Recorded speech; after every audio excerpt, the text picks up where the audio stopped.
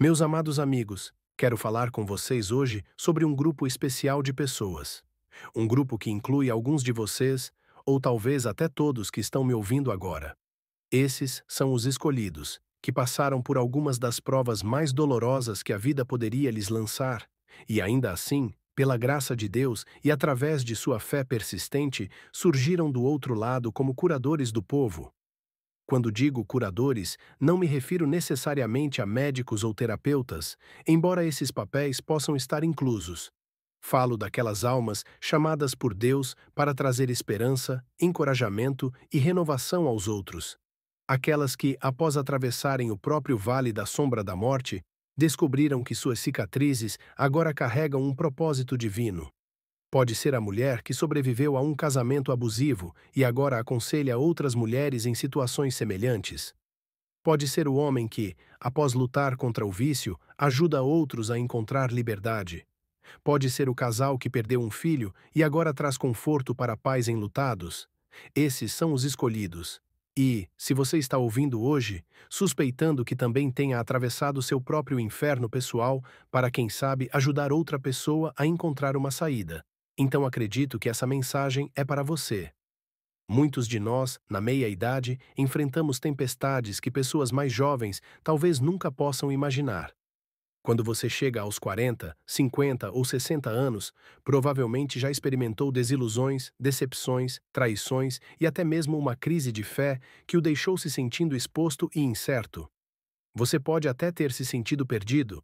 Após 2 décadas de serviço fiel, você pode ter visto seu casamento desmoronar ou seu filho se afastar dos valores que tentou incutir. Pode ter estado ao lado de um ente querido que partiu desta vida, deixando você atônito e quebrado. E talvez a parte mais difícil tenha sido que você tentou fazer tudo certo. Orou, compareceu à igreja, fez o melhor possível para viver uma vida honesta, e ainda assim o sofrimento bateu à sua porta. Para algumas pessoas, essas provações se tornam uma barreira que as afasta da fé.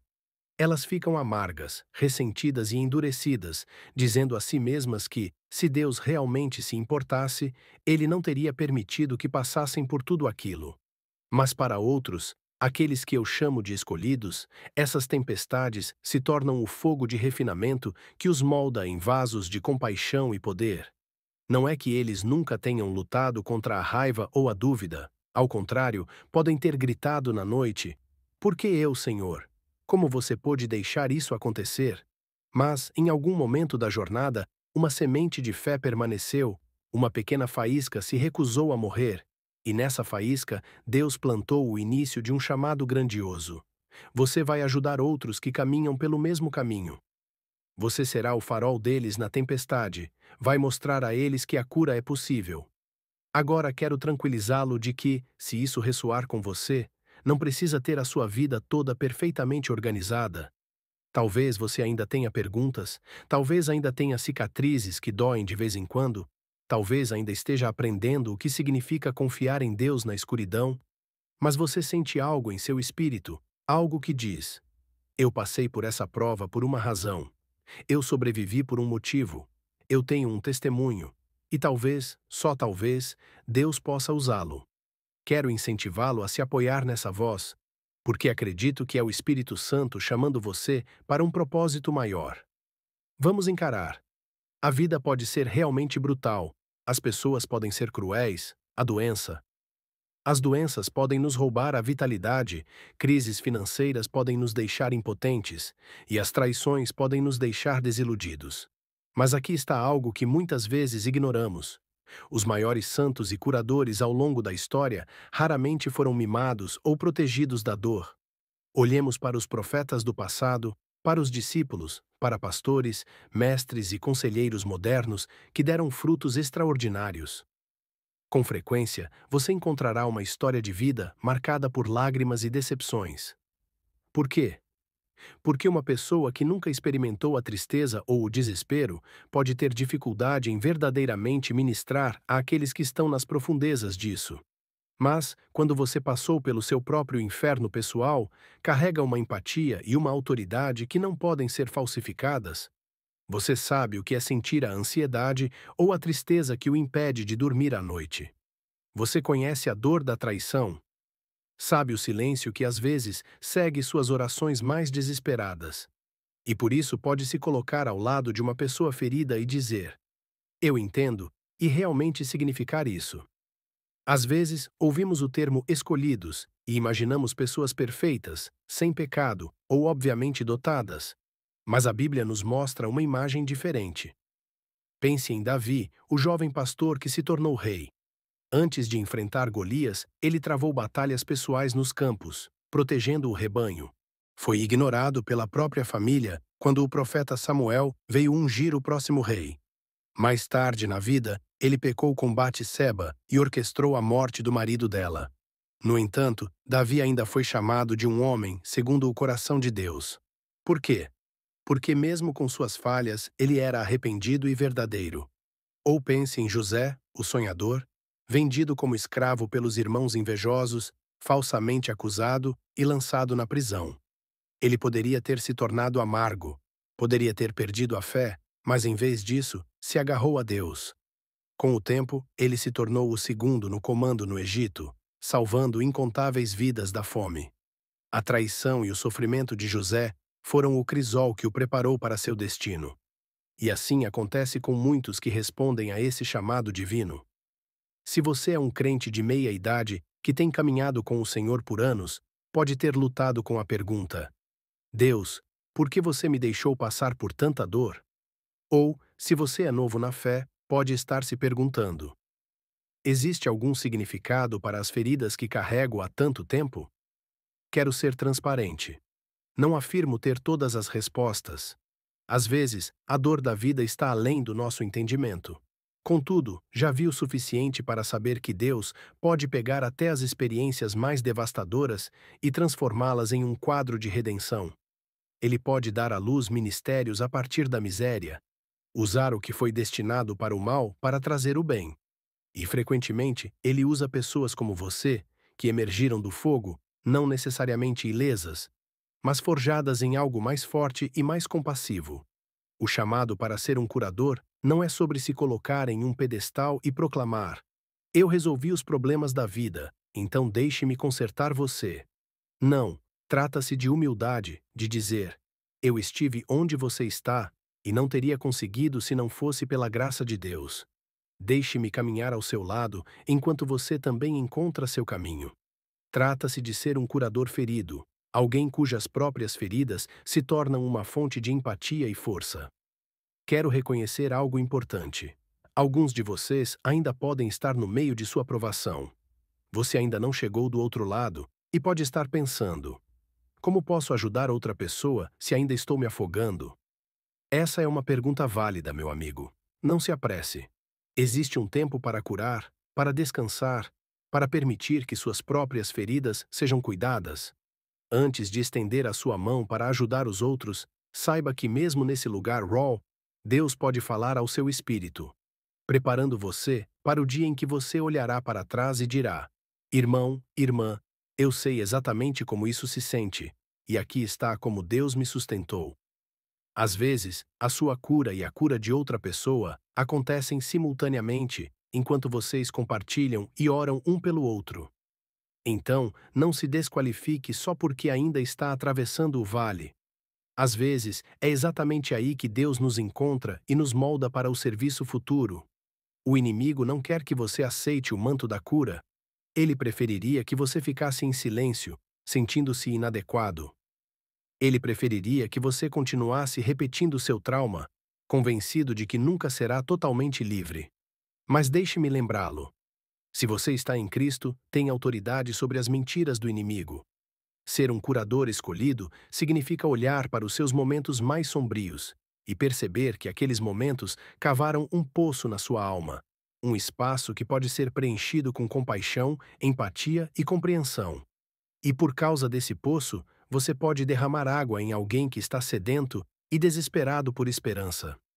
Você pode até ver vestígios da mão de Deus em sua história, orquestrando eventos ou enviando pessoas que ajudaram você ao longo do caminho, preparando-o para este momento em que você poderá fazer o mesmo por outra pessoa.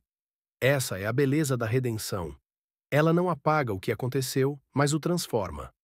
Lembro de um homem que lutou contra o vício em drogas por anos. Ele perdeu empregos, relacionamentos e quase perdeu a vida. Quando finalmente se entregou a Cristo, encontrou um programa sólido e se libertou, ele disse algo que me marcou profundamente. Eu odeio a dor que causei e não desejaria minha jornada para ninguém, mas não trocaria a empatia que agora tenho por outros viciados. Eu os vejo e sei exatamente como eles se sentem. Sei da desesperança, das desculpas, da vergonha, e também sei que a liberdade é possível. Esse homem se tornou um exemplo vivo do que significa ser um escolhido, que passou pelo inferno para se tornar um curador. Ele não escondeu sua história por vergonha. Ele a compartilhou para libertar outros. Perceba, ser um escolhido que passou pelo inferno para se tornar um curador é tanto um privilégio quanto um desafio. É um privilégio porque você tem um lugar na primeira fila para algumas das transformações mais milagrosas na vida das pessoas. Você vê a luz invadir as trevas, vê a esperança substituir o desespero, vê famílias restauradas. Pode até ser testemunha do coração de alguém se descongelando após anos de amargura. Mas também é um desafio porque você encontrará resistência, ataques espirituais e desilusões.